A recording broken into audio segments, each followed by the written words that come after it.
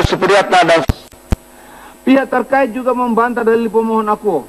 Pada pokoknya mengemukakan bahwa pemohon tidak dapat membuktikan sebaliknya mengenai angka perolehan suara yang berbeda dengan angka perolehan suara yang ditetapkan oleh termohon. Untuk membuktikan bantahannya, pihak terkait mengajukan bukti surat garis miring tulisan yang beri tanda PT 3.1 sampai dengan PT 3.11, PT 3.13 sampai dengan PT 3.17, PT 3.19 sampai dengan PT 3.24, dan PT 3.20. Saksi Didi Prasetyo dan seterusnya sampai dengan Lode Haimudin. Terhadap dalil tersebut, menurut mahkamah, dalil pemohon tidak menguraikan dengan jelas dan rinci pada tingkat mana dan di mana terjadinya kesalahan hasil penghitungan suara yang berakibat berkurangnya perolehan suara pemohon dan bertambahnya perolehan suara pihak terkait. Pemohon hanya mendalilkan terjadi kesalahan hasil penghitungan suara yang mengakibatkan penambahan suara pihak terkait sebanyak 1,5 juta suara dan pengurangan perolehan suara pemohon sebanyak 1,2 juta suara yang terdapat di lebih kurang 155.000 TPS. Selain itu, berdasarkan fakta yang terungkap dalam persidangan, tidak ada bukti yang meyakinkan mahkamah bahwa telah terjadi pengurangan suara pemohon dan penambahan suara pihak terkait seperti yang didalilkan pemohon. Di samping itu, fakta persidangan juga membuktikan bahwa tidak ada saksi pemohon yang menunjukkan keberatan mengenai hasil penghitungan suara pada saat terproses penghitungan suara. Justru sebaliknya, keterangan saksi yang diajukan oleh termohon dan pihak terkait membuktikan bahwa tidak ada keberatan dari semua saksi pasangan calon dalam rekapitulasi mengenai perolehan suara. Video keterangan saksi termohon Awaludin dan seterusnya sampai M atas. Dengan demikian menurut mahkamah, dalil pemohon akuo tidak beralasan menurut hukum. Pengabaian DP4 sebagai sumber penyusunan DPS dan DPT. Menimbang bahwa pemohon mendalilkan yang pada pokoknya pemohon telah melakukan perencanaan kecurangan secara terstruktur, sistematis dan masif, yaitu dengan cara mengabaikan DP4, data penduduk pemilih potensial pemilu, sebagai sumber penyusunan DPS, daftar pemilih sementara, dan DPT, daftar pemilih tetap, menambahkan jumlah DPT dan modifikasi daftar pemilih, modifikasi logistik pemilu, dan celah keamanan elektronik yang berdampak sistemik dalam sistem IT termohon, sesuai prosedur keamanan internasional yang menyebabkan terjadinya kecurangan. Untuk membuktikan dalilnya, pemohon mengajukan alat bukti surat garis miring tulisan yang diberi tanda PDPT1 sampai dengan PDPT34 dan ahli bernama Dr. A. Rashid Saleh, MSI, dan Marwah Daud Ibrahim, PhD. Termohon membantah yang pada pokoknya bahwa proses penyusunan dan penetapan DPT pada setiap jenjang Gazero pemilu peserta konsentrasi harus optimal mampu kepentingan lainnya. Pada setiap penyusunan DPT, peserta pemilu diberikan kesempatan memberikan tanggapan dan masukan untuk penyempurnaan. Namun demikian, kesempatan tersebut tidak secara maksimal digunakan oleh peserta pemilu, sehingga rekapitulasi tingkat nasional tidak ada keberatan terhadap hasil pemutahiran data pemilih. Untuk membuktikan bantahannya, termohon mengajukan alat bukti surat garis miring tulisan yang diberi tanda bukti TKPU 1 sampai dengan TKPU 5.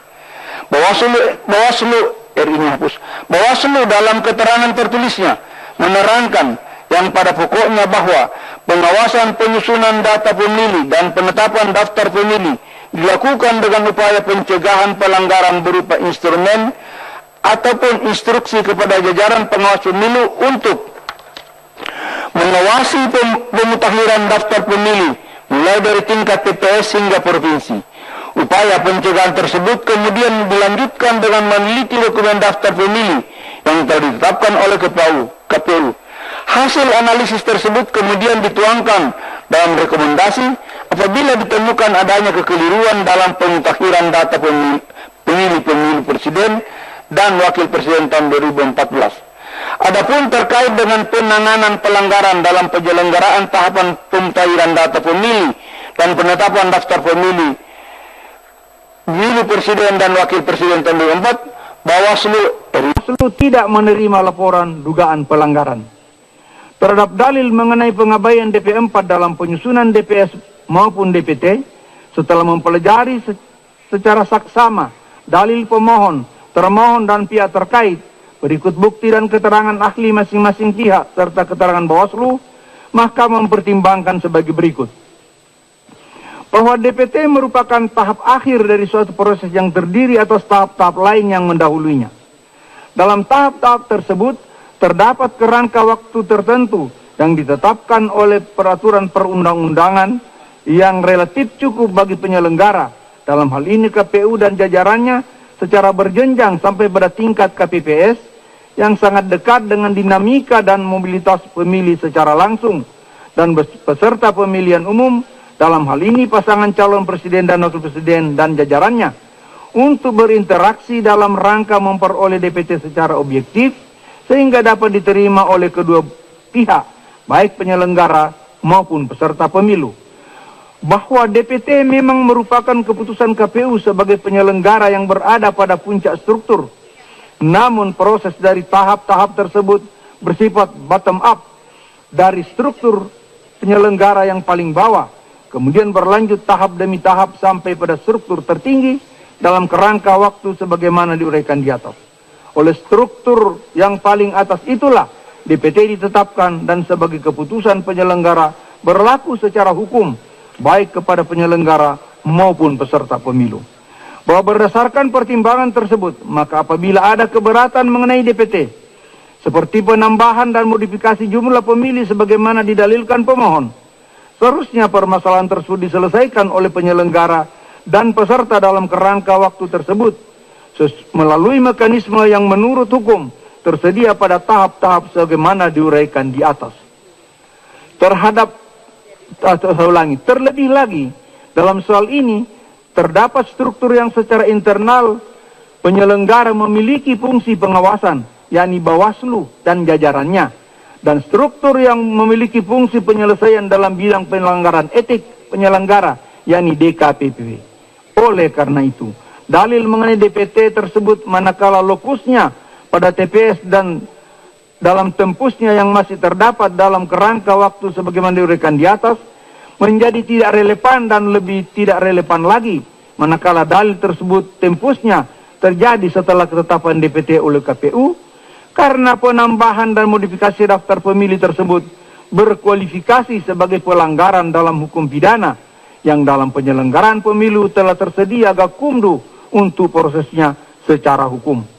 Menurut Mahkamah, berdasarkan pasal 9 ayat 1 Undang-Undang 42 2008, penyusunan DPT dilakukan oleh termohon berdasarkan DPT pemilihan umum anggota DPR, DPD, dan DPRD sebagai daftar pemilih sementara atau DPS, sehingga ahli pemohon yang mempersoalkan DPT Pilpres berdasarkan DP4 adalah tidak relevan untuk DPT pemilihan presiden. Seharusnya persoalan itu adalah persoalan yang sudah harus selesai pada saat pemilihan umum anggota lembaga perwakilan. Selain itu, adalah kewenangan termohon untuk melakukan pemutahiran data DPS dalam waktu paling lama 30 hari sebagaimana ditentukan dalam pasal 9 ayat 2 Undang-Undang 42 2008. Pada saat itu, para pihak dan masyarakat umum berkesempatan untuk memberikan masukan dan tanggapan. Adapun dalil pemohon khusus mengenai pengabaian DP4 dalam penyusunan DPS dan DPT, sebagaimana disebutkan dalam tabel permohonan halaman 44, pemohon tidak menjelaskan bagaimana pengabaian tersebut terjadi, karena pemohon hanya menyebut angka DPS DPSHP yang diunduh dari laman KPU dan angka penambahannya yang kemudian menjadi angka DPT Pilpres.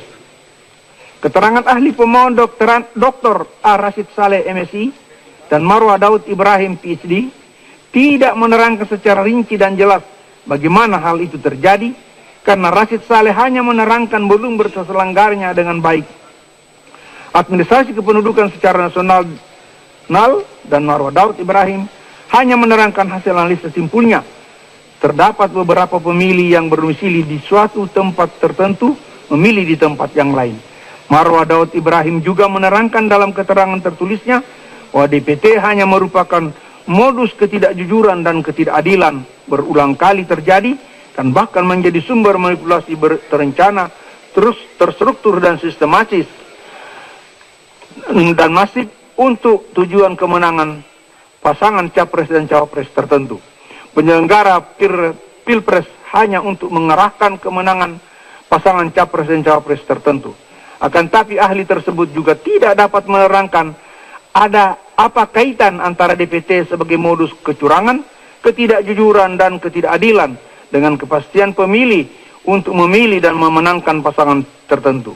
Menurut mahkamah seharusnya pemohon melalui mekanisme yang tersedia melakukan keberatan dalam proses sebagaimana diuraikan dalam pertimbangan di atas. Dengan demikian, maka dalil akuo selain tidak jelas juga tidak sesuai waktu yang ditentukan. DPTB, DPK, dan DPKTB. Menimbang bahwa pemohon mendalilkan pada pokoknya pelanggaran tentang penyalahgunaan jalur DPKTB oleh termohon terjadi dan berlangsung di berbagai daerah dengan fakta hukum sebagai berikut.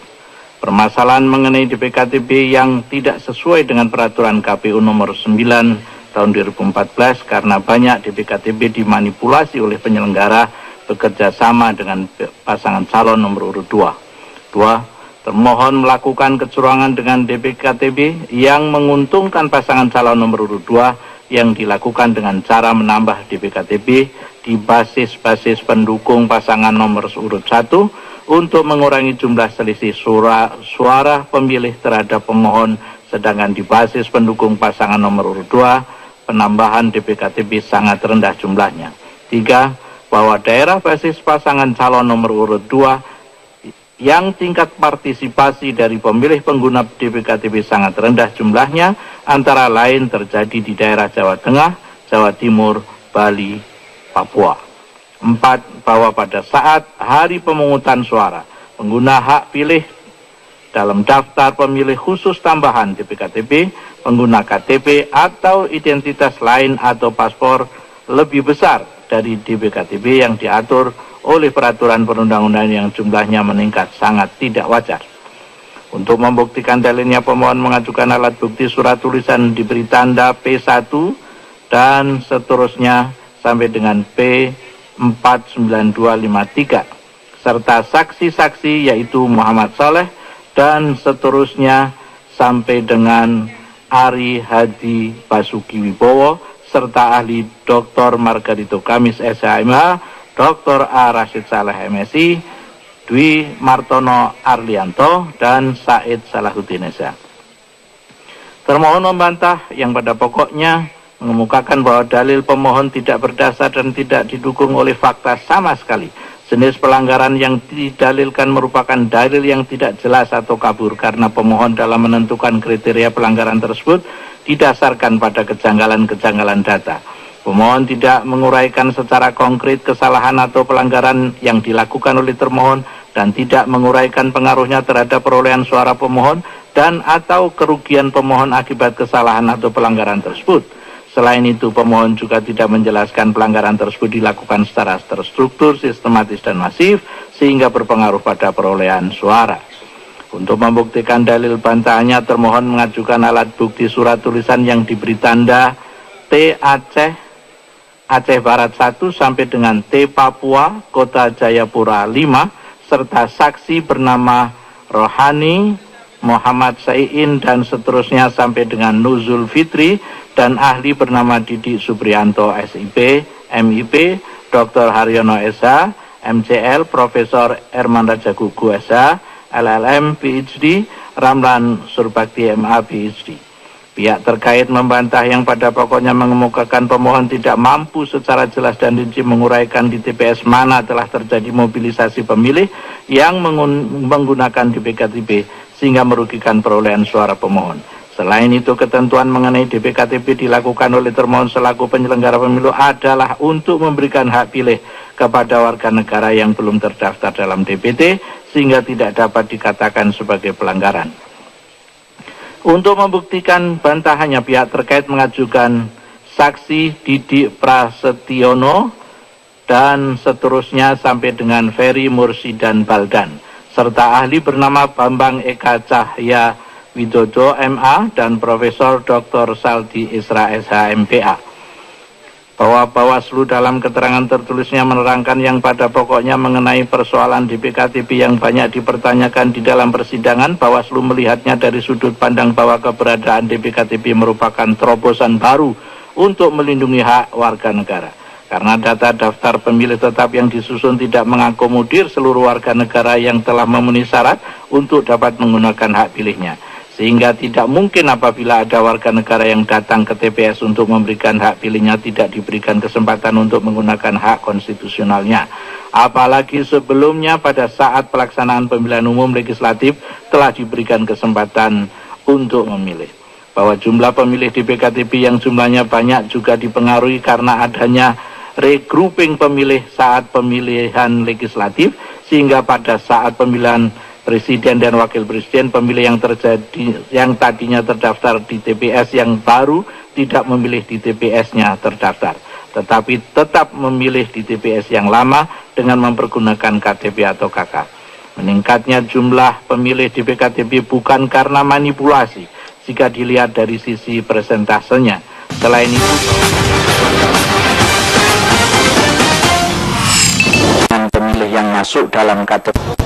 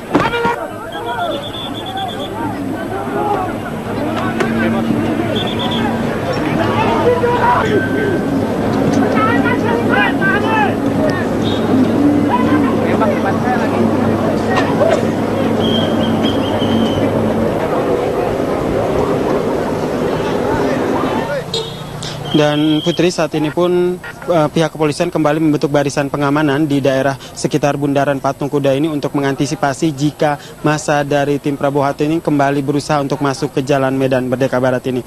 Untuk sementara Putri, kembali ke Anda di studio. Pemilih tersebut juga harus diatur oleh hukum. Dalam hal ini dengan peraturan perundang-undangan yang harus dibentuk secara demokratis dan mengikat secara hukum, baik terhadap penyelenggara negara maupun warga negara. Bahwa salah satu ketentuan hukum yang mengatur tentang pemilu adalah negara berkewajiban untuk menetapkan DPT, dan warga negara berhak untuk didaftar dalam DPT tersebut dalam rangka pelaksanaannya. Berdasarkan definisinya, secara hukum dan administratif, warga negara yang dapat memilih adalah yang terdaftar dalam DPT. Permasalahannya adalah bagaimana dengan warga negara yang secara hukum telah memenuhi syarat untuk memilih tetapi tidak terdaftar dalam DPT. Bahwa untuk menjawab permasalahan tersebut, Mahkamah perlu merujuk putusan Mahkamah nomor 102 dan seterusnya tanggal 6 Juni 2009 yang telah mengkonstatasi fakta dalam permasalahan DPT tersebut dan menentukan solusi hukumnya. Mahkamah dalam pertimbangan putusan Mahkamah nomor 102 tersebut menyatakan hak konstitusional warga negara untuk memilih dan dipilih, right to vote and to be candidate, adalah hak yang dijamin oleh konstitusi, undang-undang, dan konvensi internasional, sehingga pembatasan, penyimpangan, peniadaan, dan penghapusan akan hak dimaksud merupakan pelanggaran terhadap hak asasi dari warga negara. Ketentuan yang mengharuskan seorang warga negara terdaftar sebagai pemilih dalam daftar pemilih tetap lebih merupakan prosedur administratif dan tidak boleh menegasikan hal-hal yang bersifat substansial, yaitu hak warga negara untuk memilih, right to vote, dalam pemilihan umum. Oleh karena itu, Mahkamah berpendapat diperlukan adanya untuk melengkapi DPT yang sudah ada tidak terhalangi. Berdasarkan ketentuan konstitusional dan pertimbangan hukum Mahkamah sebagaimana diuraikan di atas, maka permasalahan berikutnya yang harus dijawab oleh Mahkamah adalah bagaimana penilaian hukum Mahkamah terhadap DPTB, DPK, dan DPKTB yang diatur oleh KPU dan dilaksanakan dalam pemilu tahun 2014 ini, khususnya pemilu untuk memilih presiden dan wakil presiden.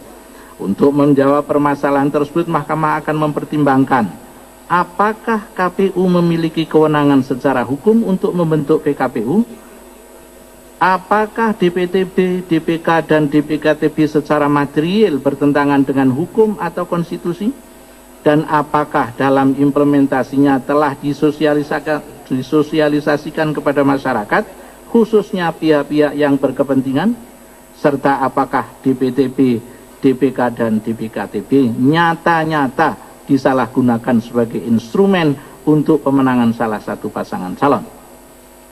Bahwa untuk menjawab permasalahan kewenangan KPU membentuk peraturan penyelenggaraan pemilu, yakni PKPU, Mahkamah mempertimbangkan sebagai berikut.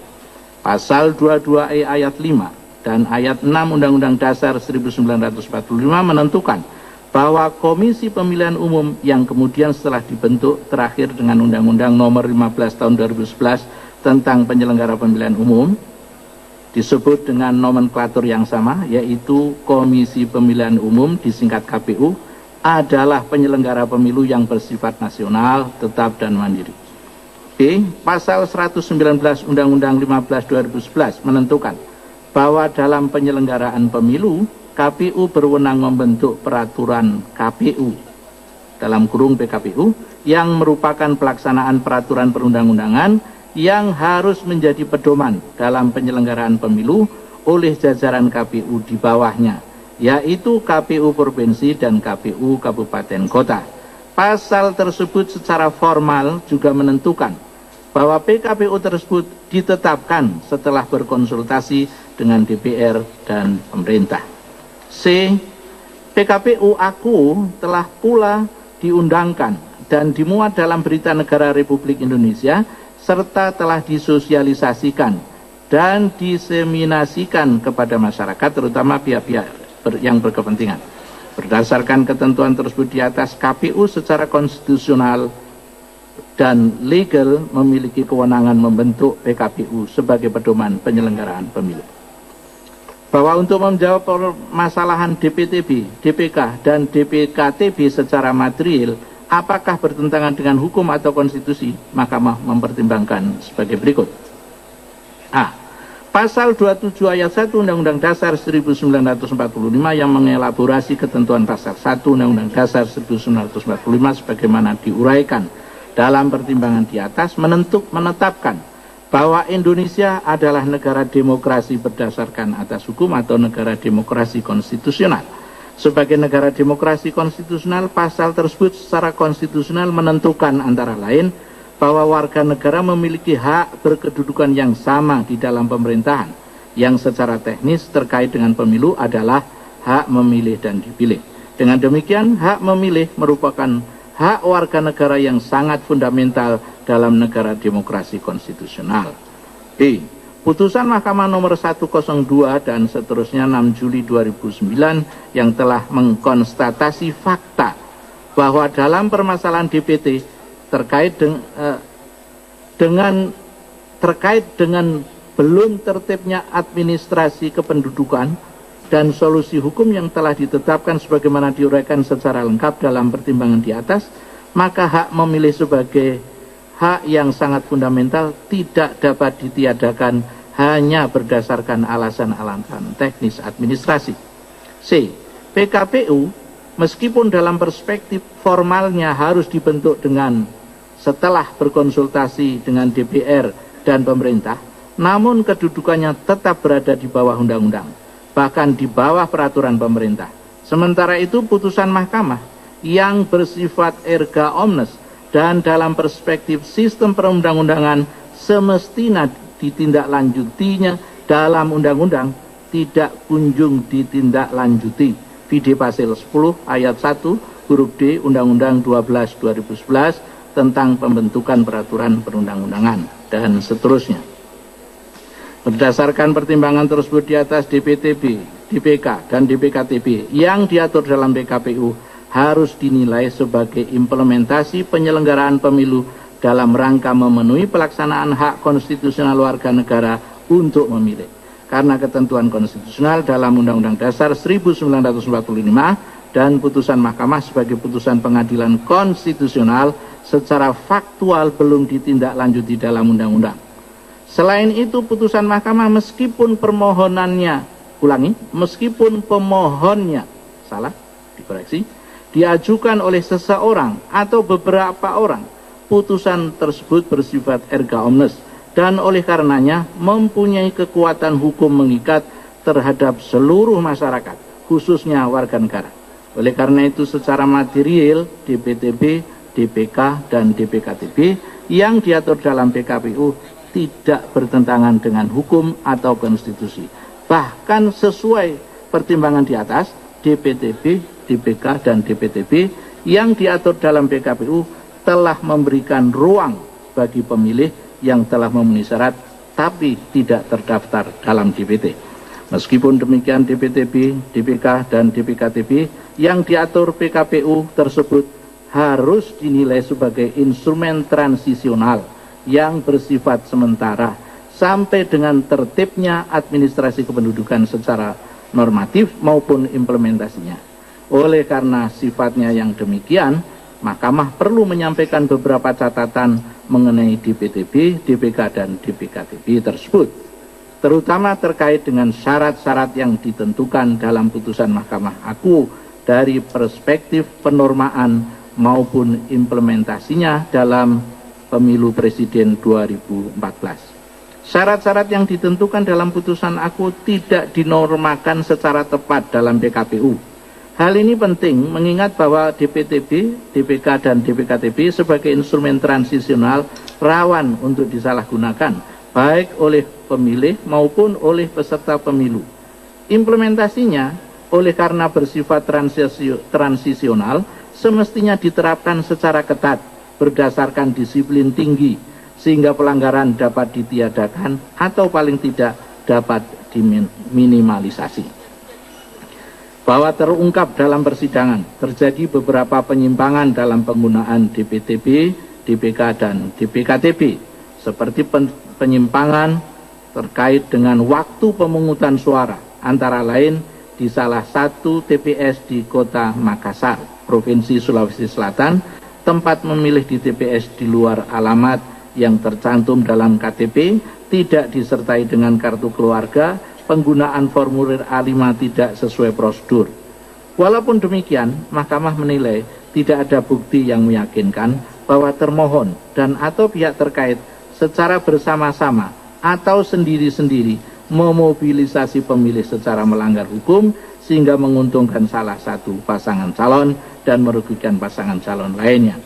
Bahwa untuk menjawab permasalahan sosialisasi implementasi DPTB, DPK, dan DPKTB kepada masyarakat, khususnya pihak-pihak yang berkepentingan, Mahkamah mempertimbangkan sebagai berikut. A. Fakta bahwa DPTB, DPK, dan DPKTB sebagai bagian dari pranata dalam penyelenggaraan pemilu yang diatur dalam PKPU secara hukum harus dianggap telah diketahui oleh masyarakat, terlebih lagi para peserta pemilu. B. Fakta bahwa implementasi DPTB, DPK, dan DPKTB yang secara masif terdapat di sebagian besar TPS di seluruh Indonesia, sebagaimana juga didalilkan oleh pemohon, dan pemohon sendiri telah menjadikan objek keberatan dalam rekapitulasi hasil penghitungan suara pada jenjang yang ada secara hukum, harus dianggap telah diketahui oleh masyarakat, khususnya peserta pemilu. C. Fakta masih berlakunya PKPU Aku karena belum dicabut oleh termohon atau karena tidak dibatalkan oleh pengadilan yang berwenang, yaitu Mahkamah Agung. Untuk itu secara hukum DPTB, DPK, dan DPKTB harus dianggap masih ada dan berlaku. Sehingga secara hukum pula pemilih yang telah menggunakannya harus sah menurut hukum. Ulangi, harus dianggap sah menurut hukum. Berdasarkan pertimbangan tersebut di atas, DPTB, DPK, dan DPKTB yang diatur dalam PKPU secara hukum harus dianggap tersosialisasikan dan diketahui oleh para peserta pemilu. Bahwa untuk menjawab permasalahan apakah DPTB, DPK, dan DPKTB nyata-nyata telah disalahgunakan oleh penyelenggara dan atau peserta pemilu secara terstruktur, sistematis, dan masif untuk memobilisasi pemilih dalam rangka memenangkan salah satu peserta dalam pemilu presiden 2014, Mahkamah menilai bahwa sesuai pertimbangan di atas, DPTB, DPK, dan DPKTB adalah pranata yang sah, baik secara formal maupun material, karena diatur oleh pembentuknya yang memiliki kewenangan untuk itu. Pembentukannya sesuai peraturan perundang-undangan serta tidak dibatalkan oleh suatu pengadilan yang berwenang untuk itu.